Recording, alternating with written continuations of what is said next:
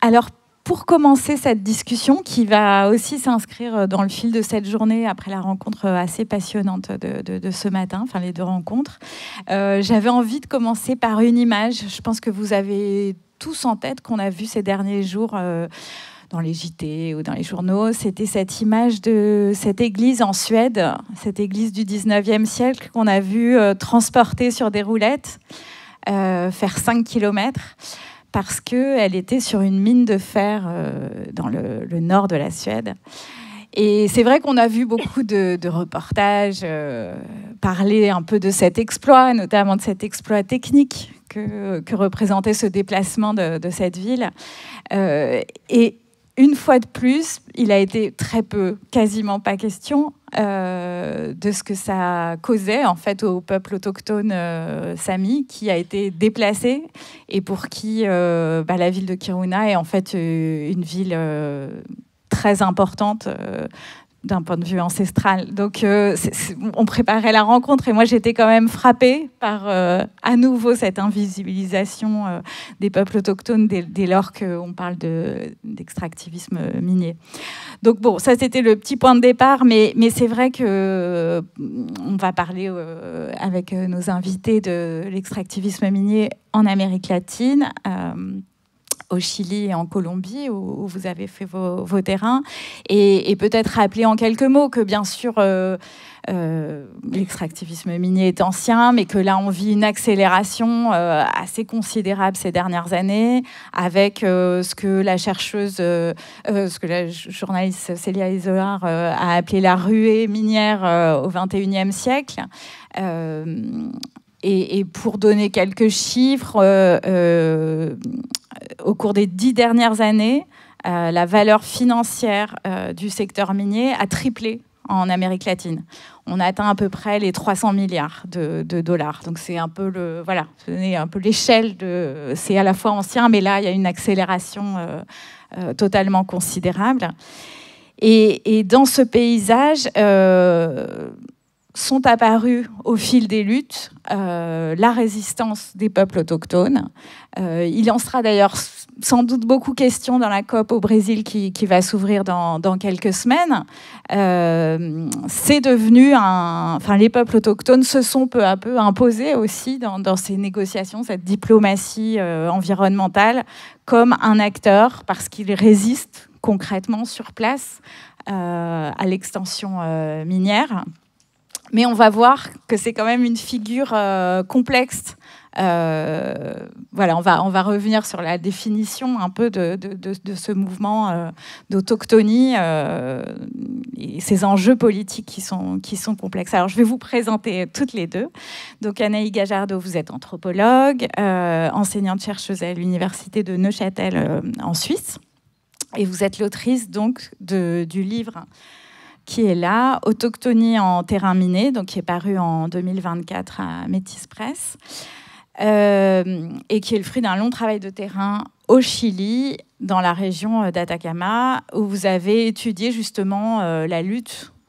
Alors, tous les mots, je pense, vont vous paraître, je ne vais pas dire miné pour ne pas filer la blague tout au long de la rencontre, mais c'est compliqué. Mais vous avez quand même travaillé sur la lutte du peuple d'Yaquita contre un méga projet de mines d'or et d'argent. Une lutte victorieuse aussi, il faut quand même le souligner. Inès Calvo Valenzuela, vous êtes docteur en anthropologie et vous avez soutenu une thèse en 2023, donc sous la direction de Philippe Descola et Laurent Berger, dont je vais donner le titre parce que ça fait vraiment écho à notre discussion. Le titre, c'est « La loi de l'eau ». Autorité des femmes wayuu et politisation de la nature au prisme du capitalisme minier. Et donc dans la région, dont je vais peut-être pas me risquer à... au Guaira. Voilà, dans la région du Guaira, en Colombie. Vous nous décrirez ce terrain où vous avez passé 2 ans. 2 ans de terrain. Et vous montrez comment la mine transforme sur vos 2 terrains complètement les ontologies autochtones. Donc, voilà, au cours de cette discussion, on va pouvoir un peu explorer ces questions de ce couple très compliqué entre capitalisme minier et autochtonie, parce que c'est des oppositions, mais c'est assez dialectique. On est loin des représentations binaires et on va y venir vite. Et peut-être du coup, je voulais commencer par une question pour vous, Anaï. C'est que la définition de l'autochtonie est en soi, alors on a parlé ce matin, Vincent Debanne a expliqué pourquoi il revendiquait le terme indigène. La question de l'autochtonie en soi, c'est déjà extrêmement politique. Est-ce que vous pouvez nous expliquer comment tout ça s'est formé ? Merci Lucie. Puis juste avant de commencer, j'aimerais aussi remercier tout le public présent et aussi l'équipe du festival et notamment Emmanuel Favre pour l'invitation. Pour commencer, peut-être quelques mots sur le lien entre capitalisme minier et peuple autochtone. Dans mes travaux, en fait, je me réfère plutôt à la notion de néolibéralisme qui désigne une idéologie et une phase en fait particulière du capitalisme qui est apparue dans les années 1970-1980 et dont le Chili sous Pinochet, a été un véritable laboratoire. Et c'est donc dans ce contexte national-là que j'ai mené mes recherches. Et dans l'extractivisme minier est en fait considéré comme une facette du néolibéralisme. En tant qu'anthropologue, en fait, on s'intéresse à la manière dont le néolibéralisme se vit au concret, comment il se vit concrètement, comment il transforme les subjectivités, les identités sociales, notre rapport aussi à l'environnement écologique. On observe aussi ses effets très concrètement. On connaît beaucoup ses effets en termes d'accroissement des inégalités, de précarisation, de marchandisation de la nature. Mais en fait, on s'intéresse aussi aux formes de résistance et au capitalisme, au néolibéralisme et aux recompositions identitaires qu'il va susciter, notamment chez les peuples autochtones qui sont confrontés à l'extractivisme minier. Et donc c'est précisément ce que j'ai étudié au nord du Chili, dans la région d'Atacama, avec les Diaguita. Ce peuple avait été décrété comme totalement disparu entre le XVIe et le XVIIe siècle. Et pourtant, il a réémergé comme peuple autochtone au début des années 2000, en plein conflit contre un projet minier gigantesque qui s'appelle Pascua-Lama, qui a été entrepris par une entreprise minière canadienne, parmi les plus puissantes au monde, la Barrick Gold Corporation. Et donc en 2006, l'État chilien, il a reconnu ce peuple autochtone légalement. Et donc il est passé du statut de civilisation éteinte à peuple autochtone. Et c'est là où j'en viens à répondre à ta question, Lucie. C'est que ce processus très inédit, il interroge directement nos définitions, les définitions classiques de l'autochtonie. Donc, plutôt que de se demander si les Diaguita existent vraiment ou s'ils sont authentiques, c'est un petit peu la tentation qu'on peut avoir, ce qui en fait reviendrait à invalider leur expérience contemporaine. Il faut comprendre cette catégorie identitaire de l'autochtonie comme une construction, comme quelque chose qui se construit dans des contextes historiques et politiques spécifiques. Et c'est donc une catégorie éminemment dynamique. L'autochtonie, c'est à la fois en fait une catégorie relationnelle qui a un ancrage local et territorial, et en même temps une catégorie politique, juridique international qui aujourd'hui regroupe des sociétés extrêmement diverses sur tous les continents. Tu l'as bien mentionné, il y a aussi le cas des Samis en Europe. Hier, on parlait des Adivasi en Inde. C'est un mouvement international qui est né dans les années 1970 à l'initiative d'organisations amérindiennes en Amérique du Nord, dans un contexte de lutte pour les droits civiques. Et aujourd'hui, ce mouvement international, en fait, il fédère des luttes très diverses, mais qui convergent toutes autour d'une expérience commune, avoir survécu au colonialisme et aux formes d'exploitation par les États et les entreprises.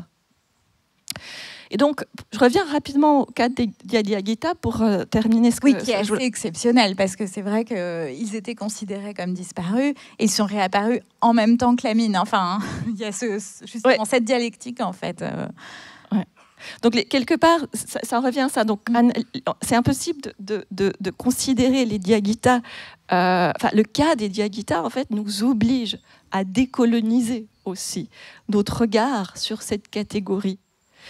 Les peuples autochtones ne sont pas des groupes sociaux figés dans le passé, comme on le considère souvent dans l'imaginaire, ni enfermés dans des images justement héritées de l'imaginaire colonial, celle d'une altérité radicale, intemporelle, supposée rester en dehors du monde moderne. Ce sont donc des acteurs sociaux et politiques qui tiennent à se définir eux-mêmes, qui luttent pour leurs droits et transforment aussi leur identité au fil de ces luttes. Et donc c'est là, à mon sens, en fait, la force politique de cette catégorie d'identification collective. Non pas comme une essence immuable, figée dans le temps, mais comme un outil de résistance et de réinvention collective. Voilà un petit peu ce que je voulais dire par rapport à ça. Ouais, merci. Je pense que c'était bien de poser ça dès le départ, surtout que j'ai évoqué la question des COP. Et c'est vrai qu'au fil des COP, alors ça s'est sans doute transformé, affiné, mais on a eu quand même cette imagerie parfois justement très coloniale du peuple autochtone, très folklorisée, très romantisée aussi, comme le gardien de la nature. Donc voilà, merci d'avoir dès le début un petit peu... déconstruit cette image. Et Inès, je voulais vous demander aussi peut-être de présenter un petit peu votre terrain, parce que vous avez un terrain justement qui se situe et au nord et au sud de la Waira. Voilà, je vais y arriver. Qui est très, très différencié, donc autour du peuple autochtone Wayuu. Est-ce que vous pouvez nous présenter pourquoi justement vous avez choisi de mener votre enquête de terrain sur ces deux terrains et ce que ça veut dire du rapport des autochtones à la mine? Oui, oui, tout d'abord, merci Lucie, merci Emmanuel, merci tout le monde d'être ici. Je suis heureuse de partager quelques idées avec vous aujourd'hui.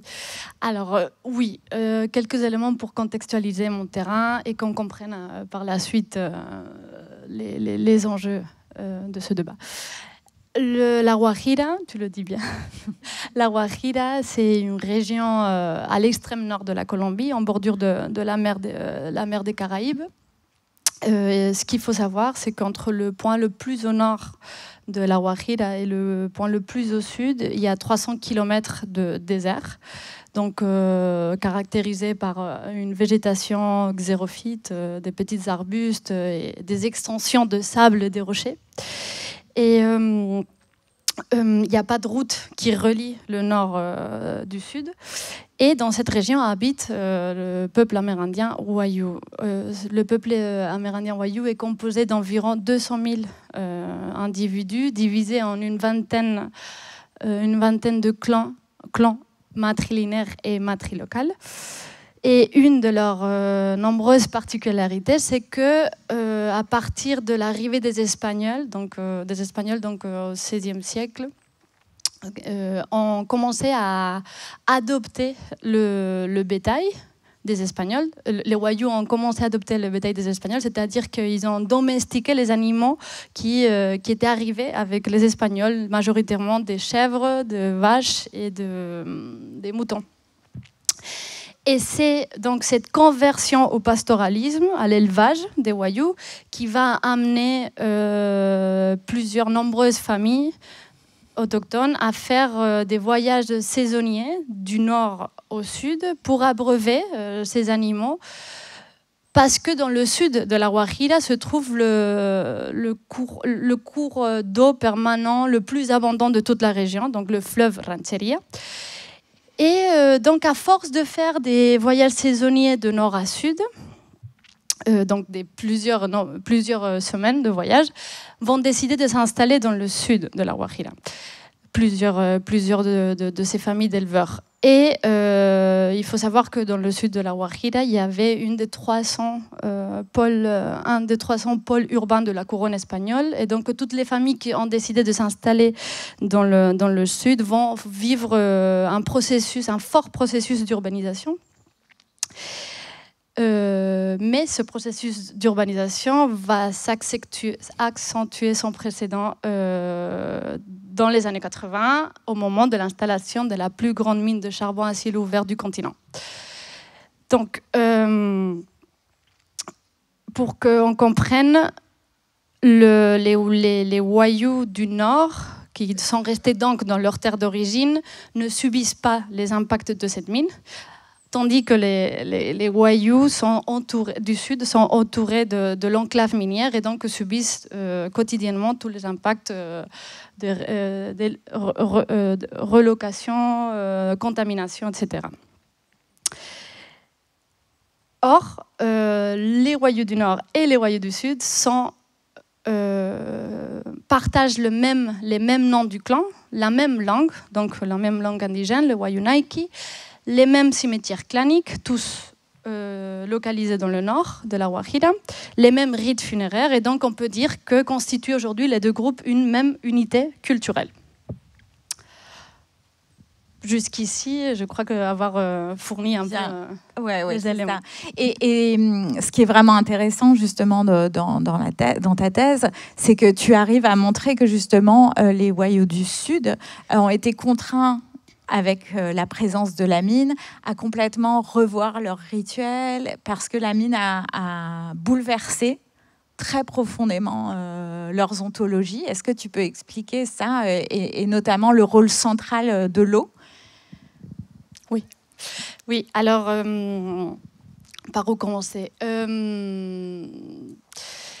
Je me suis intéressée donc j'ai passé un an dans chaque endroit de la Guajira parce que moi je m'intéressais. Ma question du départ, c'était je souhaitais comprendre ou voir ou analyser comment précisément l'exploitation minière transformait les relations à l'environnement d'une population autochtone.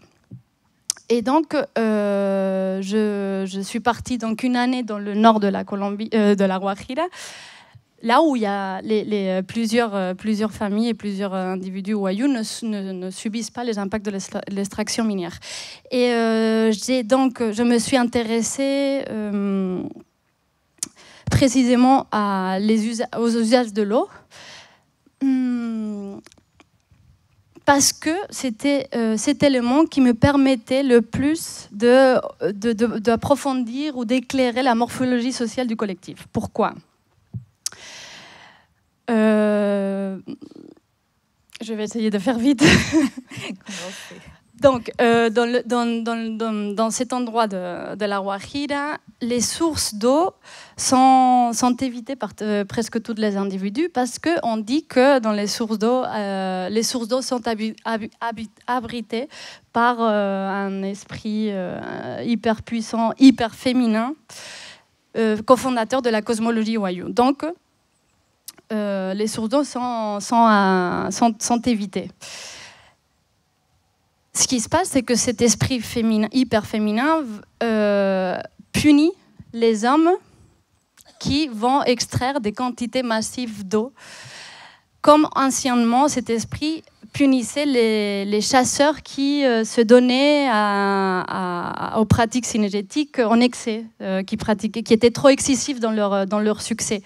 Sauf que comme la chasse aujourd'hui a quasiment disparu, d'un côté à cause des pratiques d'élevage, mais aussi à cause des conditions climatiques, aujourd'hui cet esprit va punir les hommes qui vont extraire massivement l'eau. Et dans dans ce cercle ténébreux, les femmes y sont exclues. Donc les femmes vont avoir un accès beaucoup plus libre aux sources d'eau. Et donc, comme je vous disais, dans un endroit où on se trouve au cœur même d'un désert, avoir accès à l'eau est important. Et donc, les femmes vont bénéficier d'une liberté de mouvement parmi tout le territoire. Non seulement concernant l'eau, mais aussi concernant les plantes médicinales, les potagers, etc. Et donc vont garantir ainsi l'ordre des choses, l'équilibre des choses. Bien. Au sud, la mine de 69 000 hectares d'expansion accapare massivement la seule source d'eau permanente dont je vous ai parlé tout à l'heure, le fleuve Rancheria. Et cela le fait principalement pour irriguer les pistes de la poussière de charbon. C'est-à-dire la poussière de charbon au moment de l'extraction va être charriée par le vent et des milliers de mètres cubes vont être extraits de la rivière pour apaiser cette poussière de charbon.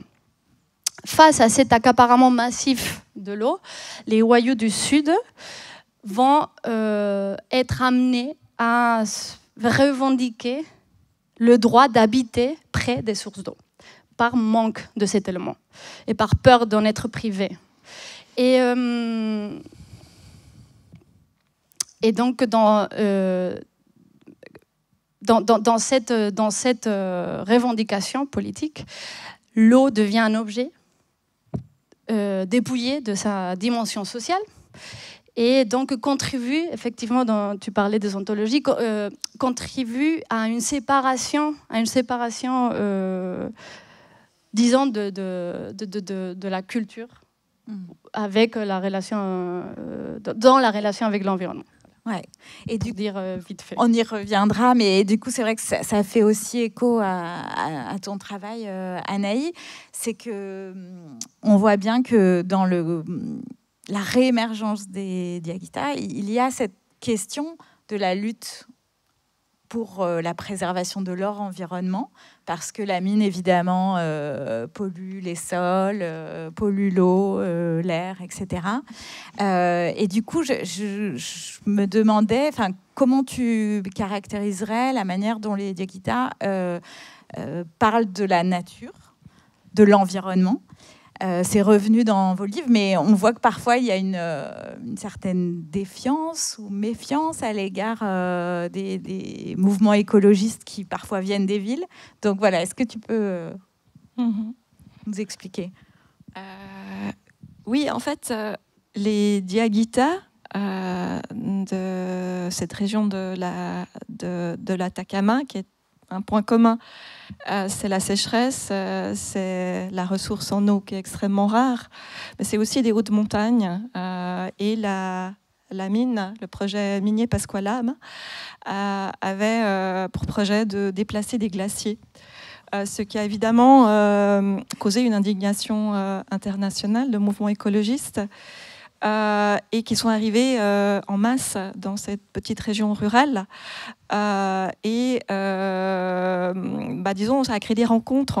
Il y a un concept en anthropologie, on parle de rencontres minières, parce que ces zones minières où il y a des projets extractifs mènent à la rencontre entre plusieurs acteurs. Et donc le Huasco Alto est devenu une rencontre entre des peuples autochtones, un peuple autochtone en pleine réémergence, mais aussi des journalistes qui s'intéressent au changement climatique, des mouvements, des ONG internationales environnementalistes comme Greenpeace, qui vient là pour s'intéresser aux glaciers. Effectivement, ça traverse toute cette lutte-là.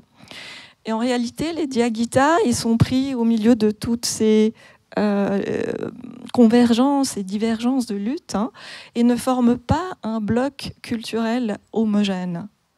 C'est un groupe social en pleine recomposition quand j'arrive, qui est traversé par des visions différentes, hein, en fait, de l'environnement, et qui est pris dans toutes ces tensions et tous ces acteurs.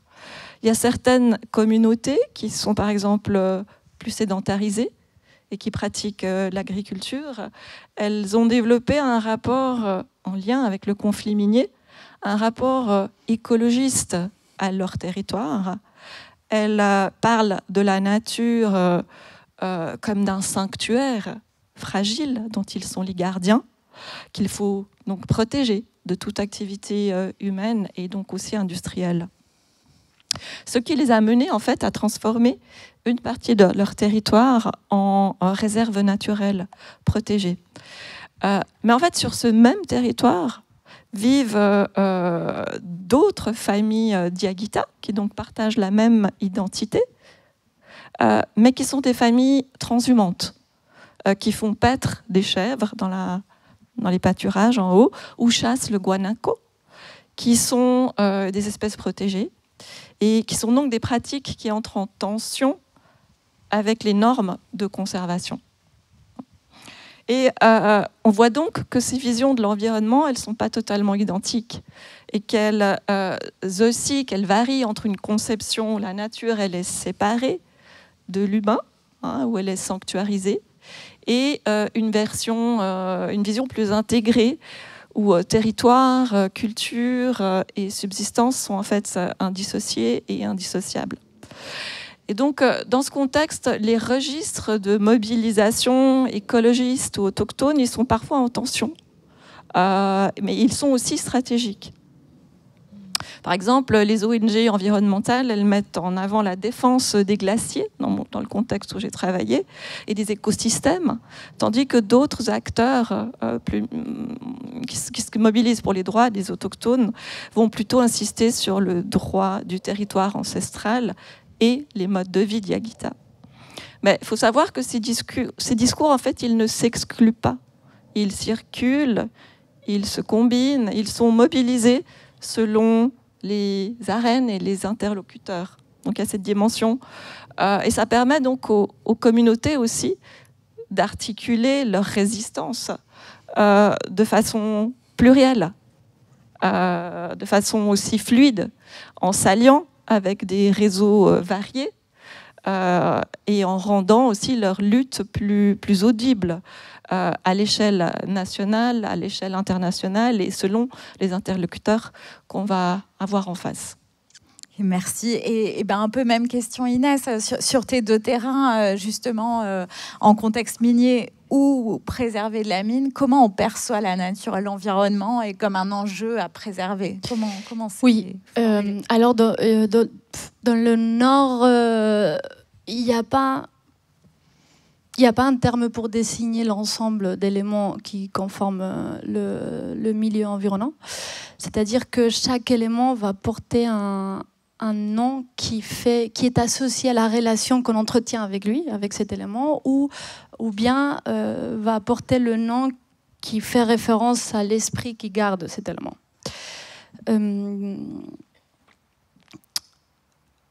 Donc il n'y a pas vraiment l'idée d'environnement, puisque tout a à voir avec la relation qu'on entretient avec cet élément. Or, en ce qui concerne les Wayuu du Sud, le mot terre et le mot territoire désignent cet ensemble d'éléments qui constituent le milieu environnant, mais les deux mots sont utilisés de manière très différente. Et pour comprendre pourquoi, il faut revenir un peu à l'histoire politique, très brièvement à l'histoire politique du pays. Donc en Colombie, le mouvement paysan des années 60 qui était marqué par une forte idéologie marxiste révolutionnaire, revendiquait le contrôle à la terre comme un moyen de production. Or, le mouvement indigène revendiquer une reconnaissance identitaire à la terre. Non, donc, il n'y avait pas cette vision productive de la terre. Et donc, les deux mouvements vont se séparer très, très rapidement. C'est dans les années 70 que dans la région andine, le mot territoire va se différencier complètement du mot terre. Parce que c'est cette notion de territoire qui permet justement de révéler le lien entre un groupe humain et avec un lieu et avec une histoire. Et donc, cette notion de territoire va arriver jusqu'à l'organisation de l'Amazonie, qui vont les premières organisations du sud de la Guajira, des organisations autochtones. Et dans les années 80-90, la notion de territoire va être complètement appropriée jusqu'au moment où la constitution colombienne va juridiquement déterminer des espaces qui possèdent des marques géographiques et qui indiquent un lien ancestral, un lien ancestral d'un groupe humain avec cet espace. Et ils vont désigner cette zone géographique par le terme territoire indigène. Et donc, les mouvements du sud de la Guajira vont s'accrocher aux revendications puisqu'il y a la mine. Il y a la mine qui opère depuis déjà une dizaine d'années. Donc, vont adopter cette vision du territoire indigène, vont revendiquer les droits juridiques que la Constitution octroie, concernant justement non seulement le droit d'y habiter dans ces zones délimitées, mais aussi le droit d'y accéder aux ressources naturelles. Et donc c'est là où l'environnement devient associé directement, s'associe directement à la notion de territoire, environnement, ressources naturelles, bien naturelles. Et tout est mélangé depuis les années 90 dans la même revendication, terre, environnement, ressources naturelles. Et puis, comme le disait Anaï, il y a les organisations non occidentales qui arrivent dans les années 2000 pour, disons, renforcer justement ce côté de droit aux ressources, parce que c'est un territoire indigène et parce que c'est des indigènes. Et donc, dans cette revendication, il y a certains éléments qui sont sacralisés et certains qui ne le sont pas, comme l'eau au milieu d'un désert. Voilà. Et est-ce que, je me demande si ce n'est pas une formulation de toi d'ailleurs, est-ce que tu dirais que dans le Sud, pour reprendre les concepts d'Escola, est-ce que tu dirais que les Wayuu du Sud naviguent entre deux ontologies, naturalistes et animistes, ou est-ce que c'est plus compliqué ? Bon, l'histoire. En deux mots, voilà, l'ontologie naturaliste sépare de façon nette nature et culture. C'est oui. L'ontologie dans laquelle nous on vit. Voilà. Est-ce qu'il y a par la mine, il y a des formes de transformation des ontologies où tu dirais que ça, justement, ça s'hybride ? Oui, en fait, on peut parler d'une hybridation, une hybridation ontologique. C'est complexe de parler d'hybridation ontologique, mais je crois qu'on peut dire, oui, qu'au nord, la façon dont les humains se relationnent, au nord de la Guajira, bien entendu, au nord, la façon dont les humains se relationnent aux éléments de l'environnement, va nous parler davantage d'une identification au milieu plus sociale que productive. C'est-à-dire que les éléments qui conforment l'environnement ou le milieu environnant vont nourrir davantage des rapports sociaux que des rapports de moyens matériels de subsistance. Or, dans le Sud, pour vous donner quelques exemples, pour être un peu précise, dans le Nord, un potager va déterminer l'affiliation matrilinéaire au territoire et va octroyer le droit d'usufruit d'un seul matrilinéage. Ou par exemple, il y a des plantes sauvages qui vont, à travers des pratiques environnementales, apparaître dans les rêves des aïeuls, des anciens, des personnes âgées, et guider leurs activités concernant l'élevage ou l'agriculture. Ou même, il y a aussi... Des pratiques d'interprétation des rêves, hein, c'est ça. Pratiques oniromantiques, oui, d'interprétation des rêves. Et bon, il y a plusieurs exemples comme ça. Donc, effectivement, il y a cette... Je reviens à l'idée primordiale dans le Nord de la relation avec les éléments. Or, tandis que dans le Sud, tandis que dans le Sud de la Guajira, cet élément, comme j'ai expliqué tout à l'heure, et ces éléments de l'environnement vont être un peu dépouillés de leur dimension sociale par l'objectivisation même qui est nécessaire au moment de revendiquer l'accès de ces éléments. Mais, je finis avec ça, mais ce qui est intéressant dans mon cas, c'est que si on approfondit un peu les discours environnementalistes et on va voir l'origine et la nature de ces revendications, et on passe déjà 1 an là-bas pour essayer de comprendre la nature de ces revendications, on s'aperçoit qu'il y a un groupe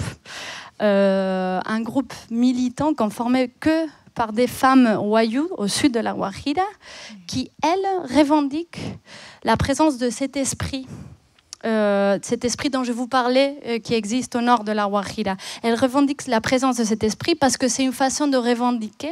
Je vous avais dit que c'est un esprit hyper féminin.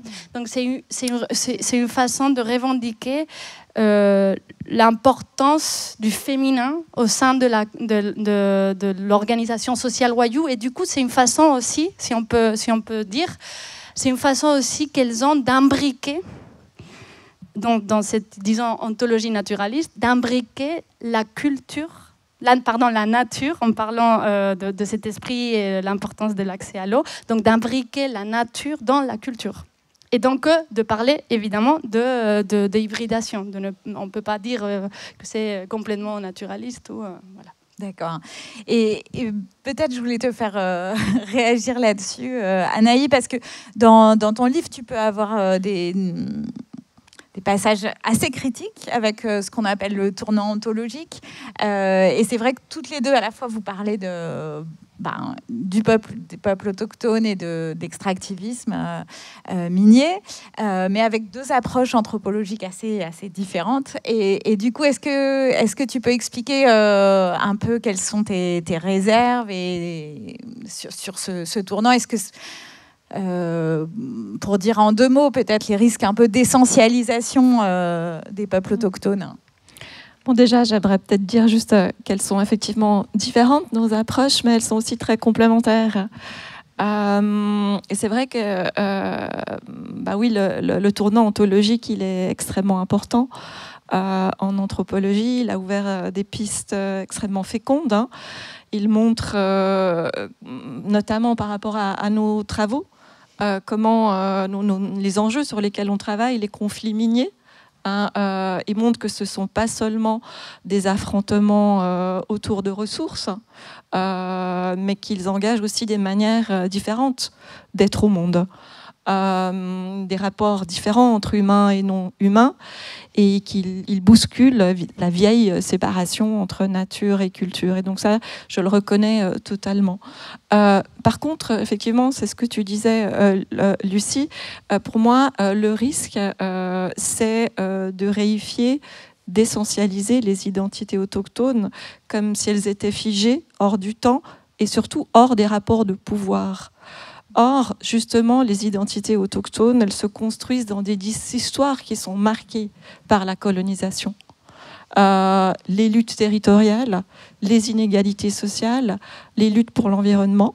Et ignorer ces circonstances sociales et politiques, ignorer qu'elles transforment justement les rapports à l'environnement, c'est passer à côté d'un élément anthropologique majeur. Donc, par contre, dans mon terrain, je prends vraiment très au sérieux les récits que certains Diaguita mobilisent dans leur opposition au projet minier. Certains parlent des glaciers, de l'eau ou des montagnes comme des entités actives qui participent à la lutte contre la mine. Mais, étonnamment, il y en a d'autres qui s'inscrivent dans des récits qui sont portés par l'entreprise minière, où les montagnes, en fait, elles seraient d'accord d'être exploitées. Donc ça remet en question aussi cette idée, cet imaginaire des autochtones comme naturellement écologiques. Quand on analyse ces choses-là, disons, depuis une perspective aussi plus matérialiste et constructiviste, on voit que les autochtones, comme nous tous, on est confrontés aussi à des enjeux de pouvoir, des inégalités sociales, économiques, et les enjeux écologiques sont évidemment étroitement liés aussi à des injustices sociales. Merci. Et oui, peut-être Inès, je voulais te faire réagir aussi parce que c'est vrai que le succès du tournant ontologique, Vivreuse de Castro, d'Escola, etc., et puis tous les gens que ça a inspiré très, très profondément, notamment dans la lutte. On sait ce que les soulèvements de la terre doivent aussi à ce courant-là, enfin en France. Mais parfois, on se dit que, d'ailleurs, je crois que c'était le titre d'un article de la revue du MOS, récemment consacré au tournant ontologique, qu'il y a des impasses un peu dans la folklorisation et que le côté, pour être écolo, il faudrait tous redevenir animistes ou devenir animistes. Voilà, qu'est-ce que ça t'inspire, toi, Inès, sur le terrain notamment, de ce que tu as vu? Oui, alors mes recherches s'inscrivent, principalement dans le courant ontologique, parce que ça me permet d'adopter une approche spécifique pour le cas Wayuu. Bon, déjà, ça me permet d'envisager la relation à l'environnement alors que j'enquête au milieu d'un conflit politique dérivé de l'exploitation minière. Donc, ça me permet d'envisager d'emblée que peut-être pour les Wayuu, il n'y a pas une dissociation d'humain et non humain, et de voir et partir de cette base. Mais je dirais que le tournant ontologique m'amène plutôt que à catégoriser la façon dont ce peuple a dont ce peuple a d'être au monde à partir de leur identification au milieu environnant. Le tournant ontologique me permet d'observer plutôt, de m'appuyer surtout sur les études des relations, des modes de relations spécifiques. Et donc, dans cette étude des modes de relation à l'environnement, comprendre quels éléments sont priorisés dans la lutte environnementale et quels ne le sont pas, et pourquoi, et surtout d'analyser les nouvelles formes que prennent les relations à l'environnement lorsque celui-ci est bouleversé. Et ensuite aussi, je dirais que cette approche me permet, en dernière instance, d'envisager l'environnement chez les Wayuu comme une sorte d'un point de vue cosmopolitique, c'est-à-dire de voir qu'il y a des pratiques écologiques qui sont guidées non pas par une simple adaptation au milieu, mais qui sont guidées par tout un ensemble de personnages cosmologiques qui dictent des normes comportementales qu'il vaut mieux respecter.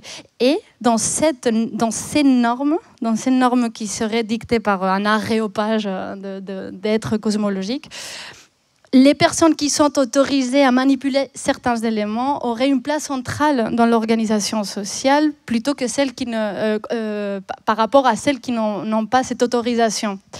Et je reviens un peu à ce que je disais tout à l'heure. Et dans le cas Wayuu, précisément, il m'est apparu que dans un contexte où il n'y a pas d'exploitation minière, c'est les femmes qui sont autorisées à avoir, ce contact direct avec certains éléments importants de l'environnement.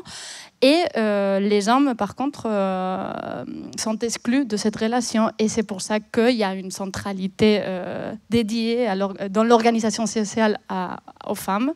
C'est pour ça que c'est une société matrilinéaire et matrilocale. Et j'en dirai plus si j'ai l'occasion plus tard. Cette question du genre qui est vraiment fondamentale dans vos deux ouvrages, puisque ta thèse va bientôt être publiée, même si on ne sait pas encore où, mais on vous tiendra informé. Et oui, ce qui est assez passionnant dans ton livre, Anaïs, c'est qu'on voit sur cette question des femmes comment l'entreprise minière Barrick, en l'occurrence, a utilisé cette image de la femme qui serait aussi, alors on dit gardienne de la nature, mais aussi gardienne de l'identité diaguita, pour créer un peu la bonne manière d'être indigène. Est-ce que tu peux expliquer ça, voilà, comment ils ont essayé de jouer sur cette autochtonie en disant on va vous aider dans votre chemin pour retrouver votre histoire autochtone un peu oubliée. Oui, effectivement, ce qui m'a frappée sur mon terrain dans le cadre de l'enquête que j'ai menée, donc peut-être préciser aussi que j'ai suivi ce processus pendant plus de 15 ans. En fait, entre 2006 et 2022, je suis retournée régulièrement sur le terrain, ce qui m'a permis de vraiment voir ce processus, comment il évoluait. Et ce qui m'a frappée, justement, c'est la manière dont l'entreprise minière, comme tu l'as dit, elle a ciblé particulièrement les femmes diaguita à travers des programmes de responsabilité sociale d'entreprise et de développement dit durable.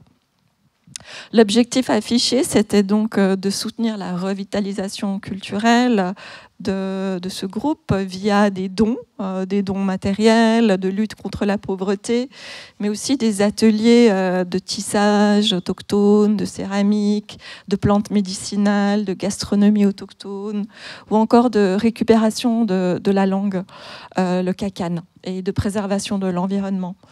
Et c'est tous des domaines, ce que je viens de citer, qui sont reliés à un imaginaire et qui nous renvoient en fait au rôle des femmes autochtones comme les gardiennes de la tradition, les gardiennes de la nature, de la transmission culturelle.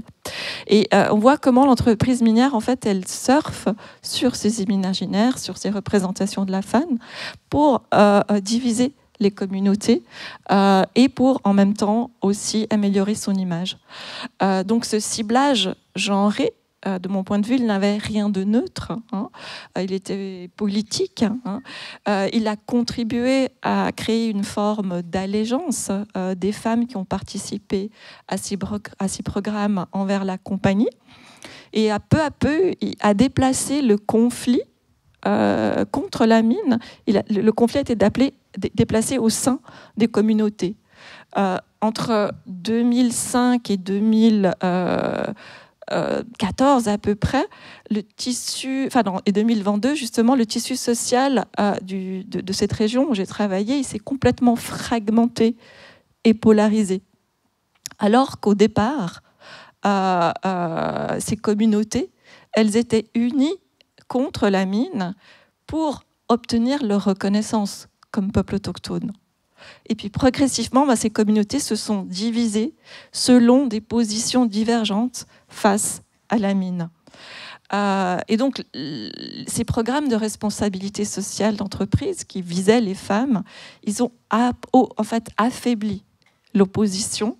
Ils ont, et finalement, de mon point de vue, fort contribué à former des subjectivités autochtones conformes en fait à ce qu'on appelle les anthropologues le multiculturalisme néolibéral. C'est une forme de gouvernementalité, pour prendre les termes de Foucault, où les identités sont valorisées tant qu'elles restent folklorisées, tant qu'elles sont compatibles avec les intérêts extractifs. Mais elles sont dépolitisées, neutralisées dans leur potentiel contestataire si effectivement elles s'opposent à l'extraction. Puis, ce qui est peut-être juste pour terminer, à l'opposé, sur mon terrain, les organisations qui refusaient tout compromis avec la mine et qui étaient dirigées principalement par des hommes ont été délégitimées, parfois criminalisées. Leurs leaders, leurs dirigeants, ils ont été dépeints comme des Indiens rebelles, têtus, irrationnels, voire illégitimes, alors qu'ils, justement, incarnaient la défense la plus radicale face à la mine et à la préservation de l'environnement.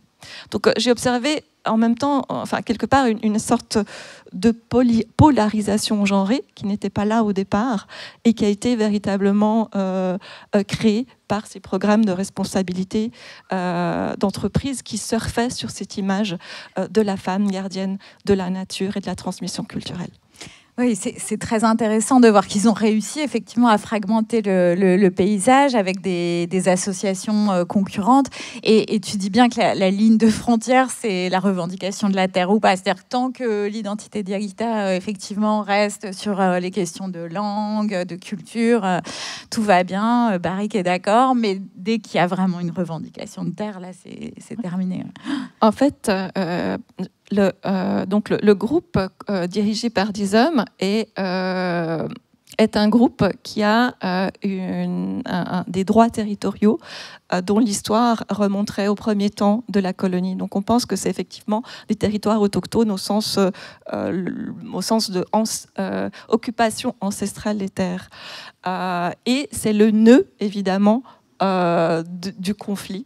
Parce qu'une partie des ressources traverse ce territoire et c'est le nœud des principaux conflits au Chili, c'est la question des ressources et du contrôle des territoires.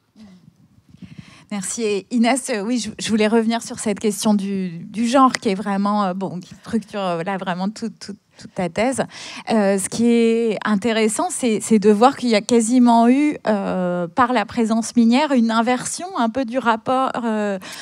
je ne sais pas si on peut parler de domination, mais en tout cas entre hommes et femmes, dans un contexte minier, chez les Wayuu, les hommes ont repris le pouvoir. Comment on peut expliquer ça? Oui, alors encore, ça a à voir avec la relation aux éléments de l'environnement.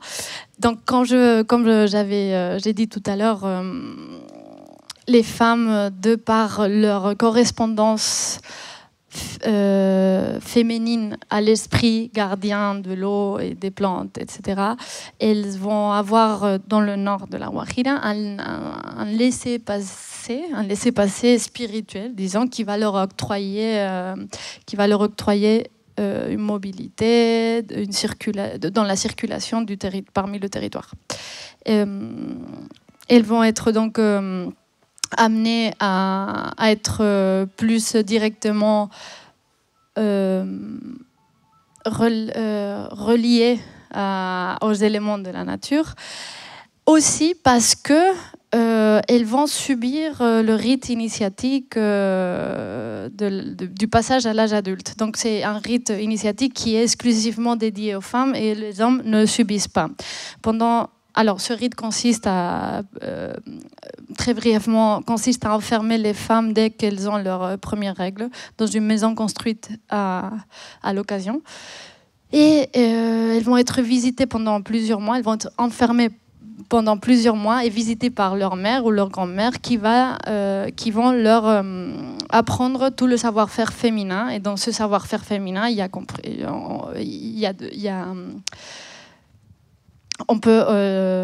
ce savoir féminin est constitué de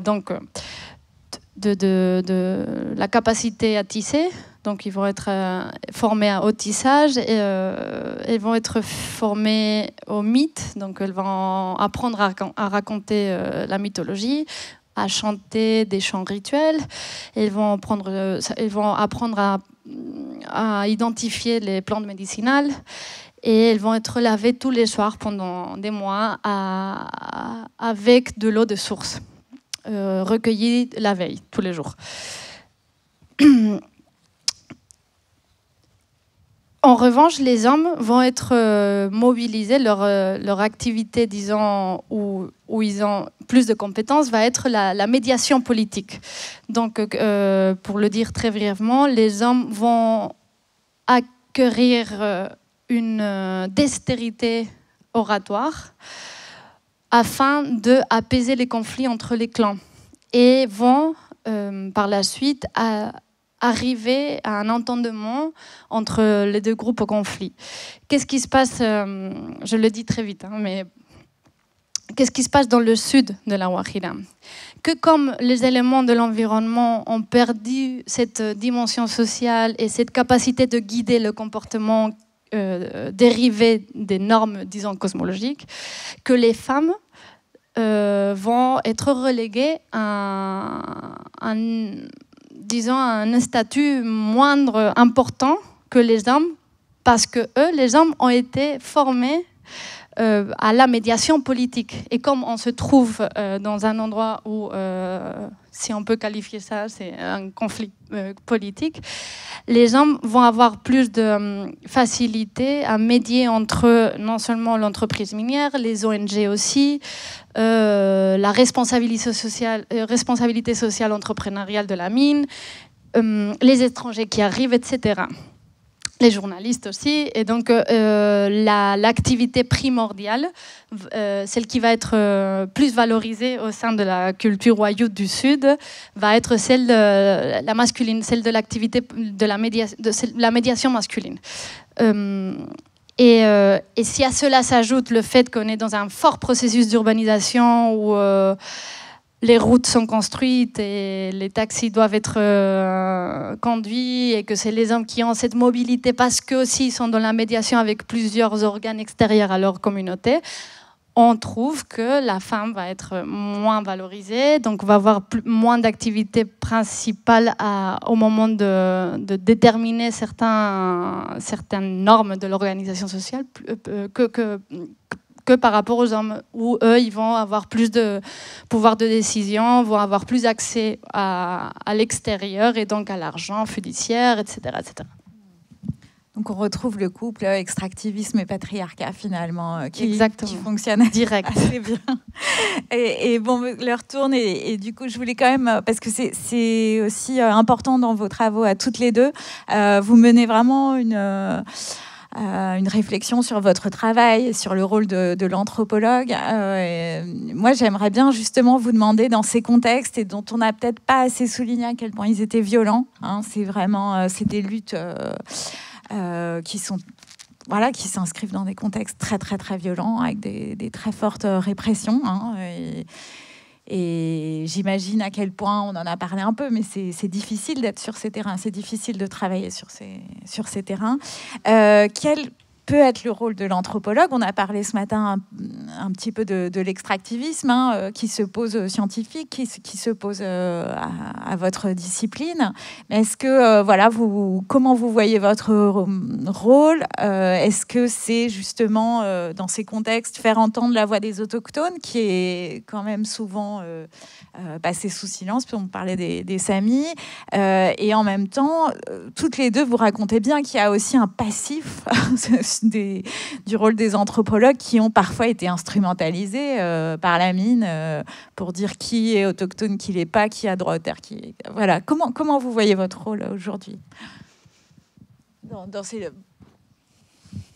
Je peux y aller vite. Si.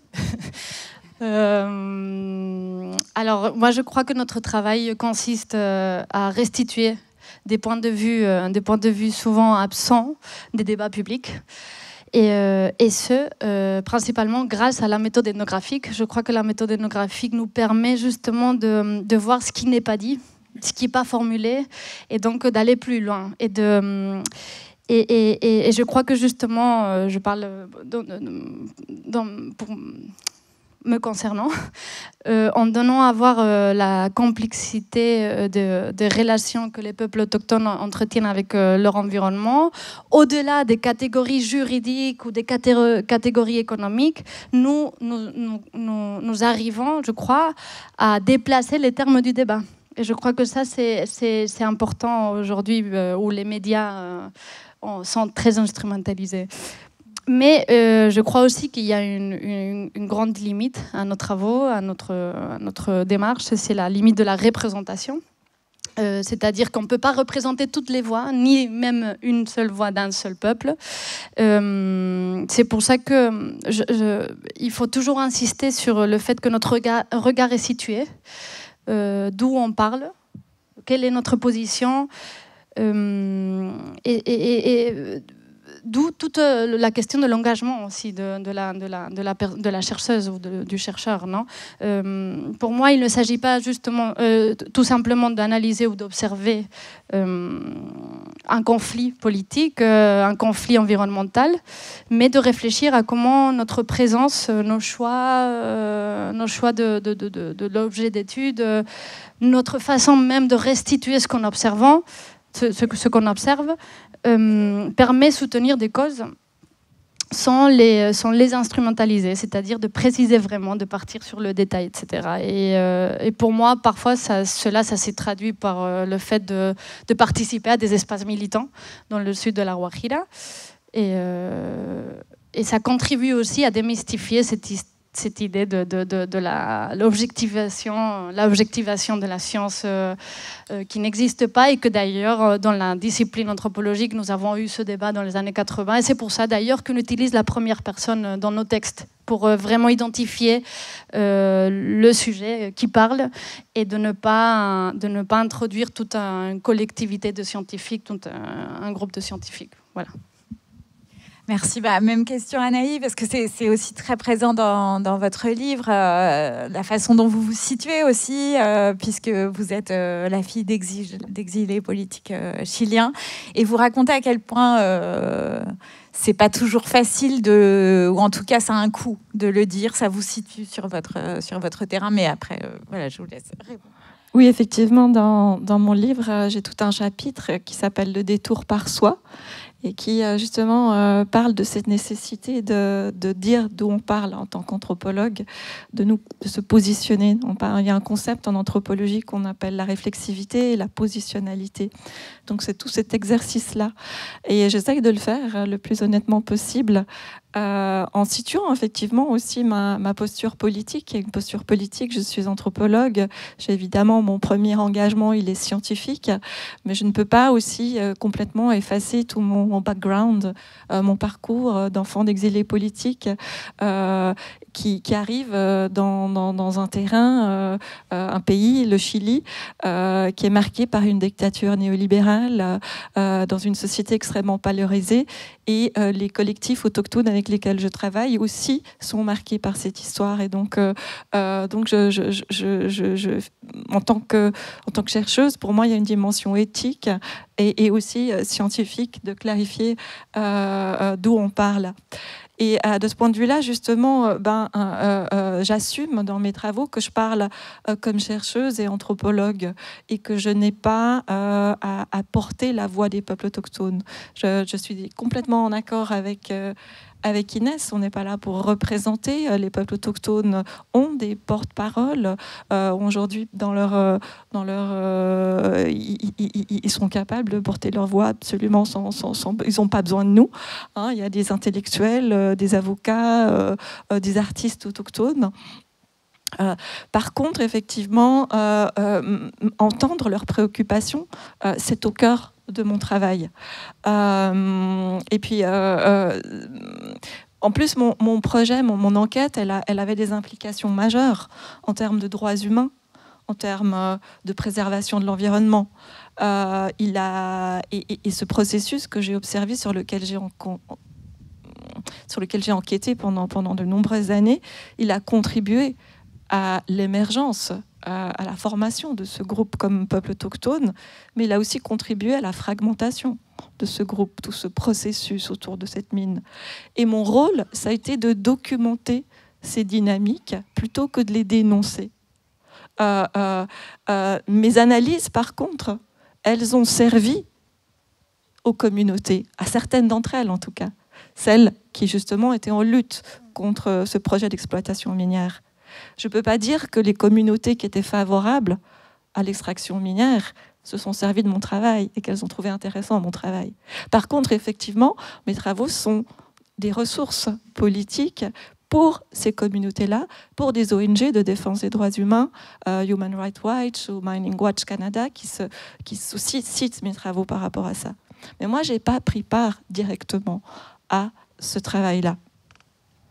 Et vous avez vraiment le souci d'expliquer pourquoi certaines parties des Diaguitas sont effectivement favorables à la mine, pourvoyeuses d'emploi, etc. Et vous leur donnez voix vraiment dans votre livre. Hein. Ils sont pas escamotés. Effectivement, j'essaye dans mon travail, et je pense que c'est quand on travaille depuis une perspective en anthropologie politique qu'on s'intéresse au rapport de pouvoir. On essaye de comprendre les choses dans leur complexité et ne pas adopter une perspective militante, mais adopter justement une perspective engagée citoyennement, mais aussi scientifiquement engagée. C'est aussi accepter, observer, analyser des rationalités politiques qu'on ne partage pas forcément. Et j'ai été forcée de constater qu'effectivement, il y avait des communautés autochtones qui étaient pour l'extraction minière. Et il s'agissait de comprendre pourquoi, dans quel contexte, ces autres façons de considérer l'extraction minière se développaient.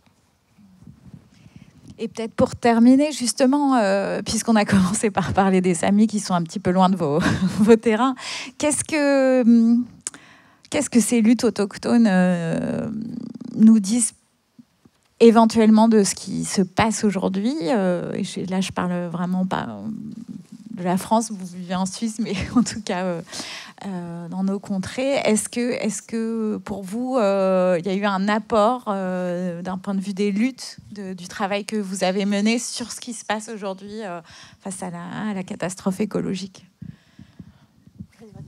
Okay. Oui, de mon point de vue, effectivement, ces travaux, donc Inès et moi, on a travaillé en Colombie, dans la Guajira, et moi au Chili, dans l'Huasco Alto. Ça semble des réalités bien lointaines. Mais ces recherches, en fait, elles éclairent des enjeux bien plus larges, des enjeux qui résonnent bien au-delà de l'Amérique latine. Y compris en France, en Europe. On a vu avec le cas de l'église de Kiruna et des Samis. D'abord parce que les logiques extractivistes, elles ne concernent pas seulement le Sud global, hein, elles concernent aussi l'Europe.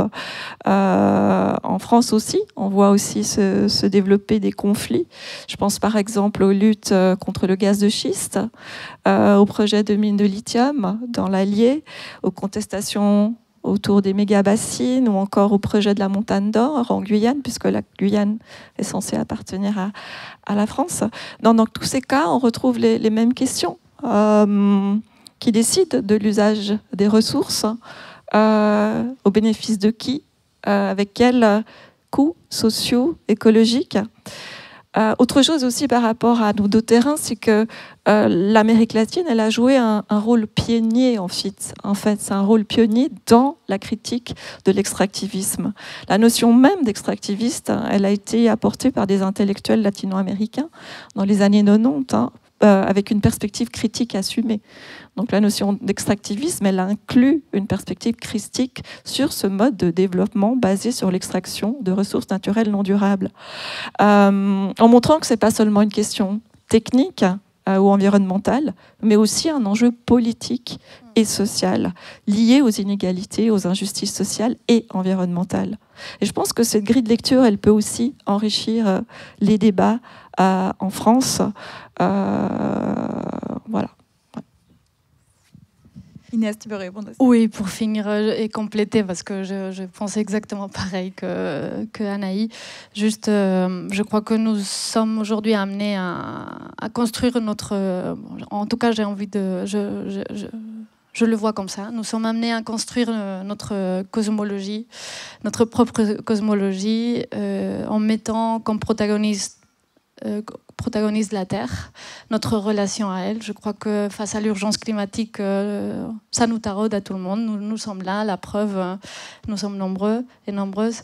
Et ce genre d'études, l'étude d'Anaï, mon étude et nombreuses études qui se font dans ce sens, nous aident à imaginer un exercice un éco-exercice, à une restitution, à renouer la terre, à renouer le lien à la terre. C'est à nous d'essayer de voir comment on le fait. Et les Wayuu, c'est un exemple parmi d'autres. Voilà.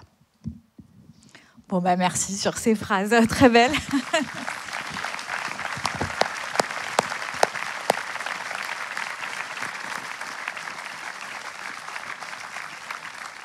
Donc un micro va circuler, on attend vos questions.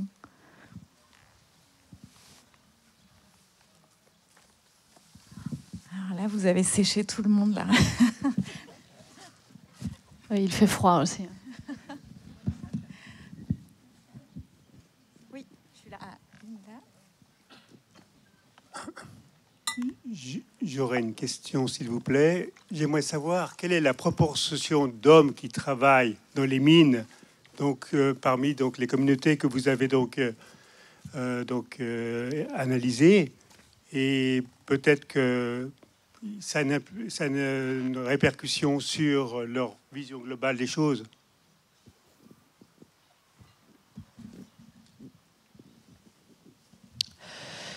Dans mon cas, la majorité d'employés dans l'enclave minière, c'est des hommes. C'est des hommes qui conduisent... Des hommes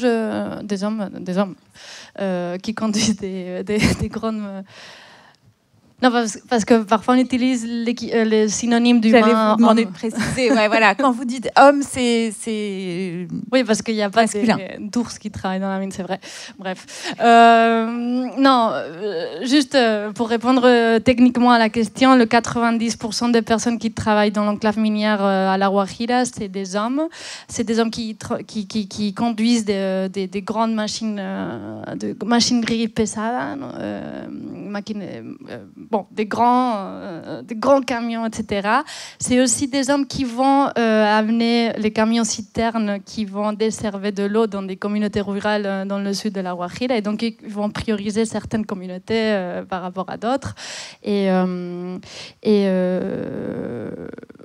c'est aussi des hommes qui vont favoriser que le monde minier existe dans le sud de la Guajira, puisqu'ils vont créer des petites épiceries à côté de l'enclave et vont vendre des denrées aux passants. Et c'est aussi eux qui vont conduire des taxis qui vont amener les travailleurs de la mine ou les grands responsables dans l'enclave minière ou dans la villa construite pour que la mine opère, etc. Donc c'est 90% des hommes aujourd'hui. Et je finis avec ça. Quand la mine est arrivée, il y avait la promesse que le 97% des travailleurs soient des hommes Wayuu. Aujourd'hui, il n'y en a que 5% Wayuu qui travaillent dans l'enclave minière. Voilà.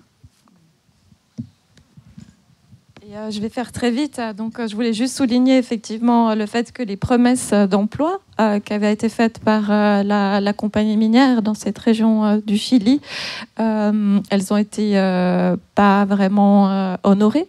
Donc, ça crée une grande frustration auprès des populations locales qui espéraient effectivement, avec le développement de ce projet, qu'il y aurait des perspectives d'emploi. Mais en fait, la plupart des emplois sont occupés, en tout cas les emplois les plus qualifiés, les mieux payés, sont occupés par des personnes qui ne sont pas des locaux, qui viennent de Santiago du Chili, des pôles urbains, voire surtout de l'étranger, du Canada, et les locaux, donc les Diaguita, ont des emplois extrêmement précarisés, voire dangereux. Donc il y a des ouvriers qui sont morts sur le chantier, j'en ai connu, et c'est donc les emplois les plus précarisés qui sont occupés, effectivement, la majorité des hommes, mais pas que. Il y a quand même un certain nombre de femmes qui sont employées pour nettoyer les appartements, des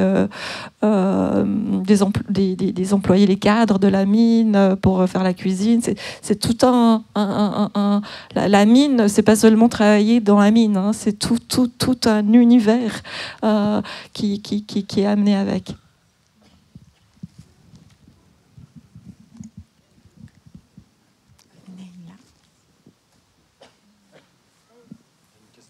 Ah, okay. Oui, je suis ici. Souvent aussi dans ces sites miniers, il y a des incidents très importants. On pense à l'incident de 2010 au Chili dans la mine. Et est-ce que ces incidents majeurs, qu'ils soient humains ou environnementaux, est-ce qu'ils sont intégrés aussi à ces luttes autochtones? Est-ce qu'ils sont réappropriés? Est-ce que les luttes qui découlent aussi de ces incidents contre ces sites miniers, est-ce elles ont ensuite un lien avec ces luttes, ou est-ce que c'est vraiment dissocié sur ces deux aspects? Est-ce qu'il y a une tension? Oui, il y a une forme il y a des convergences de lutte là. Ce qui s'est passé à Copiapó, et d'ailleurs l'incident dont vous parlez s'est passé très pas loin du Huasco Alto, c'est dans la même région d'Atacama. Par contre, elle concernait une mine plutôt artisanale. Et dans le cas de Barrick Gold et de Pascua-Lama, on est devant de l'extraction minière à échelle gigantesque. C'est de la mine industrielle. Et donc, ce n'est pas vraiment les mêmes problématiques. Et ce n'est pas les mêmes populations non plus qui sont concernées. Et ce n'est pas forcément les mêmes luttes non plus. Et dans le cas que vous mentionnez, la question, disons, se pose pas de la même manière, mais ce qui est intéressant de voir, c'est comment ce cas-là a été transformé en une sorte de récit d'héroïsme national. Donc le fait de sauver des ouvriers mineurs qui avaient été coincés à des mètres a été vraiment mis en scène comme un exploit technique et qui a rehaussé la fierté nationale plutôt que de nourrir une lutte pour les meilleures conditions des travailleurs.